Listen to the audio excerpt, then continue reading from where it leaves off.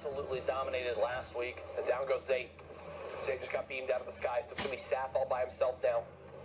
Mastoris, who we've seen already have a solid start to today's games for NA East.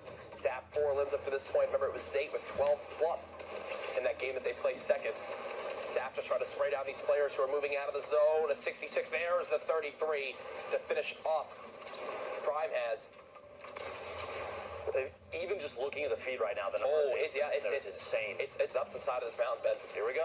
27 players beaming. Nick in the outside of the storm gonna have to go for that elimination to get the HP off the siphon. Gets another one. The follow-up Saf trying everything he can to stay alive. 30 HP remaining. He's got only one mini.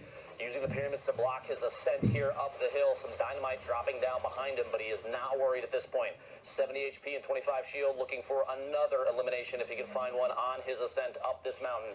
This is a tough one for a lot of people, Jack. Here's the thing, though. Almost exclusively solos left in this game. There's one duo remaining, and that is it. So a little bit more of a winnable opportunity than I think most of the other games where there's so many duos left in these final zones. I'm trying to see exactly which of these teams is a duo. Are they all up the way top? It's IFA and Saint at the very top of the map. My gosh. Their name showed up for just a second. One duo remaining with 11 players is insane. That's actually huge points for every team in here. You have to realize that means 10 teams with 11 players. That's massive. And what's crazy is you can actually, you're not told, oh, you are top 10. The way you tell is by when you earn the placement points when it pops up. So a smart team, smart players would go, whoa, he's got top 10 placement. Wait, that means that there's only, 10 teams left. There's not many duos still to play. Are you kidding me? Somehow gets 2 more as he falls to the low ground. Perfect tilt and Mastoris.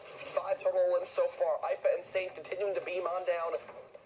One more team needs to go down, and they get placement points for making it to top 5. Perfect Hill looking for the edit from underneath, trying to go for the sneaky play on anybody that might be rotating, and he drops in. Speaking of sneaky plays, looks for the hit. Still just the 6 there. 4 duos, all solos, Jack. Perfect Hill keeping the low ground. It looks like IFA and Saint did wind up falling and perishing. It was Kerry who challenged him for the high ground, and Perry, who's still alive at the moment. Perfect Hill, still 200 HP, enough materials to work with. Maybe can place down a poison trap here if needed, as things are going to begin to get dicey in these next few moments. Player drops in, and Kerry hits him with the 220. Kerry, what a turnaround this has been.